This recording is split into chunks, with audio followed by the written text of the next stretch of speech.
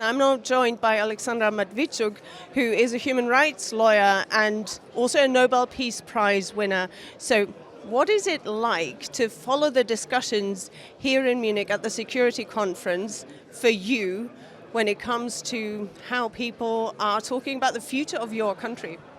I have very contradictory feelings because first of all, people think that they discuss our future, but they don't understand that they discuss our common future. If we not be able to stop Putin in Ukraine, he will go further. That is also the message that your president, Volodymyr Zelensky, had to world leaders here on the stage. He said very much the Europeans need to understand that it's no longer about how can we find ways to support Ukraine, and instead we need to focus on how can Europe do more to protect itself against Putin. Do you think that has really sunk in with the Europeans? Russia is empire, and empire has a center but has no borders. Empire always wants to expand, and I know this even from my human rights work. When I interviewed people survived Russian captivity, they told that Russians see their future like this. First, we will occupy Ukraine, and then together with you, we will go to conquer in other countries. And the process of forcible mobilization of Ukrainian people to Russian army, all these 11 years is going on in occupied territories. Now, you are, of course, an expert when it comes to the plight, the fate, the destiny of Ukrainian children. This is something where you have warned for years that this is also one of Vladimir Putin's strategies to essentially deport Ukrainian children or to try and steal them from the home country. So what's the current situation when it comes to this fact that many Ukrainian families have seen their children disappear? Russia uses war crimes as the methods of warfare. Russia deliberately provides enormous pain to Ukrainian civilians in order to break their resistance and to occupy the country. And when Russia take illegally 20,000 Ukrainian children and brought them to Russia, Russia put them in Russian re-education camps. Russia told them they are not Ukrainian children, they are Russian children. Their families, their relatives refused from them, and they will be supposed to be adopted by Russian families who will bring them up as Russians.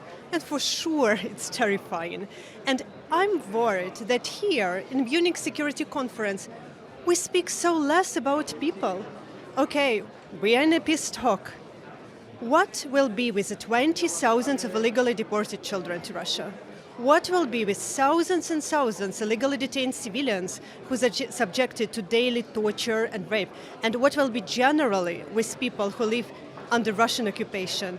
They have no tools how to protect themselves. We can't leave them alone. The Council of Europe has just appointed a new special envoy for the fate of Ukrainian children. That is going to be it is the Icelandic former foreign minister, Þórdís Gylfadóttir. What are your hopes? Is that going to help raise awareness also with Ukraine's allies? I hope that it also raises awareness that we speak not just about 20,000 of illegally deported children. We have 1,600,000 Ukrainian children, 600,000 Ukrainian children who live under Russian occupation. These children are taught by Russian textbook where Ukraine does not exist. These children are banned to speak Ukrainian language and prohibited from their own culture. They are trained as if Putin soldiers in so-called sports education camps where they're wearing uniform and use weapons. We have to fight for these children because childhood has an expiration date. Now, of course, as you said, the focus is very much on how do the Europeans do more to boost their defense spending, how can they create unity, how united do the Europeans feel to you when you're following the debates here at the moment? I'm glad to hear that now we start to discuss real security guarantees, not to make Putin just postpone his goal to occupy Ukraine and to go further, to attack in other countries, but how to design security guarantees which make this goal impossible to achieve. And first way is to join NATO by Ukraine.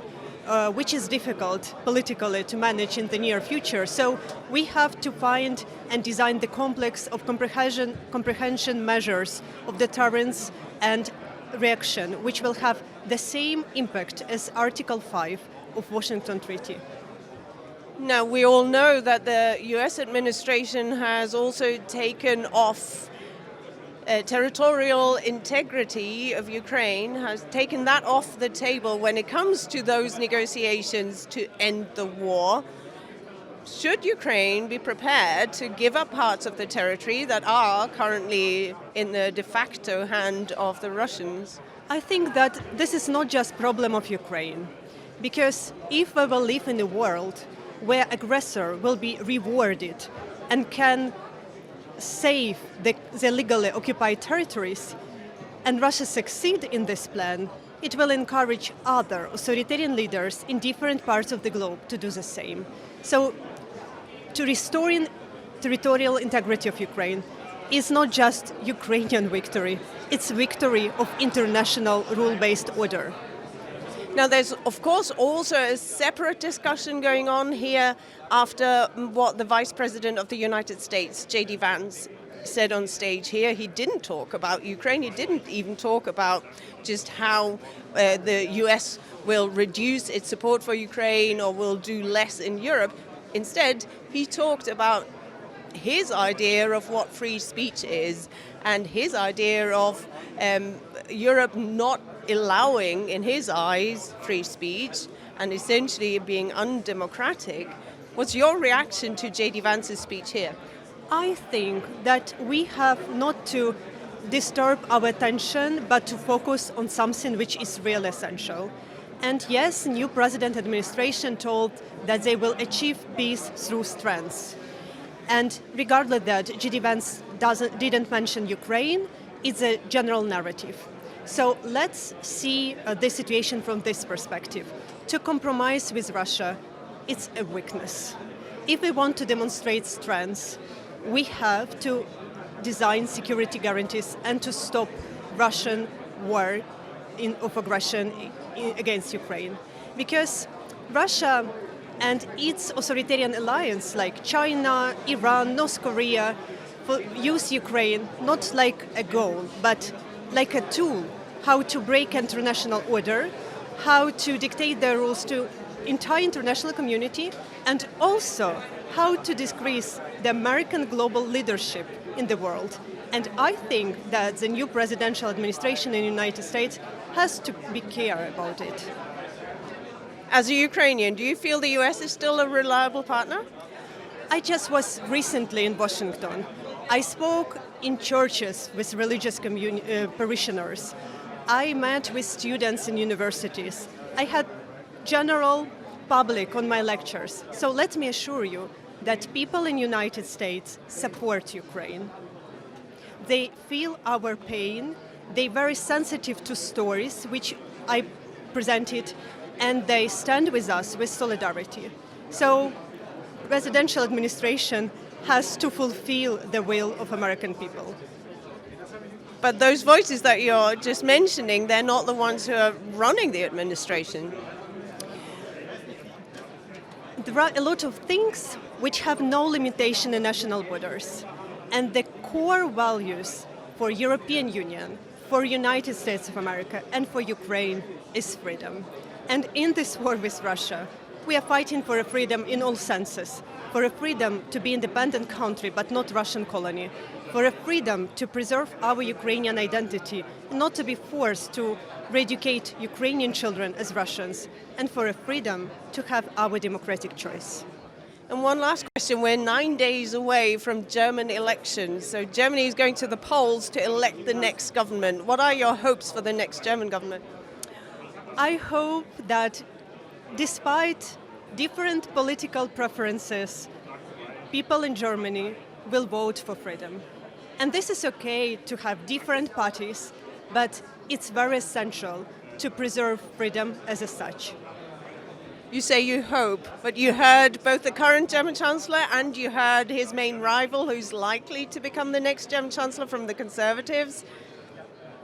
Is it more than hope? You know how we design a hope in Ukraine? That hope, it's not a confidence that everything will be fine, but this is a deep understanding that all our efforts have a huge meaning. Oleksandra Matviichuk, thank you very much.